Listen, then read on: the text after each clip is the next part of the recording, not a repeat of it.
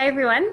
Welcome to Management of Innovation. My name is Catherine Carpenter, and I'm going to be your instructor for this course. I'm so thrilled to be joining you here. I think innovation and being able to think creatively and differently about problems and opportunities is absolutely paramount in today's world. And if you're not sure about that, just look at what's happening in the world around us and how we've had to respond to situations such as COVID. Being able to think differently about problems and respond quickly and effectively to change in new and creative ways is absolutely paramount.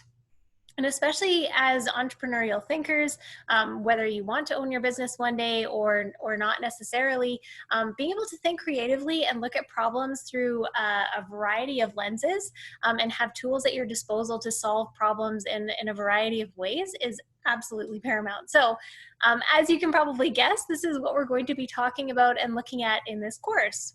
So this course covers, we'll be working on online, clearly. So make sure you familiarize yourself with the course and how it's laid out. What we're going to be doing is looking at how to solve problems. And so what we're going to do is start with looking at problem definition.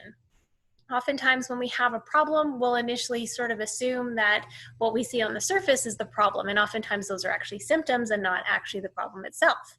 And so once we apply a number of tools to a complex problem to actually get to the root of what the problem is, or what the root cause is, if there's multiple causes to the problem, to understand what those are, then we'll look at generating solutions. And so generating solutions, oftentimes when we get to that stage of things, we'll jump to the first solution that makes sense.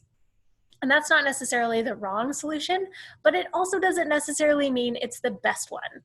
And so to be innovative and creative, we really need to foster an environment and use tools and frameworks to look at all the possible solutions. And so what you're going to do once we've defined our problems really well is actually generate a number of solutions. So then once we do that, we'll look into evaluating solutions.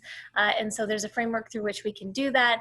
And it'll be sort of similar to probably courses that you've done previously in analysis and decision making. And then we'll look at how we can evaluate our success. And so what we're going to do is actually apply that process and that approach to a number of individual assignments, 4 individual assignments at each of those stages.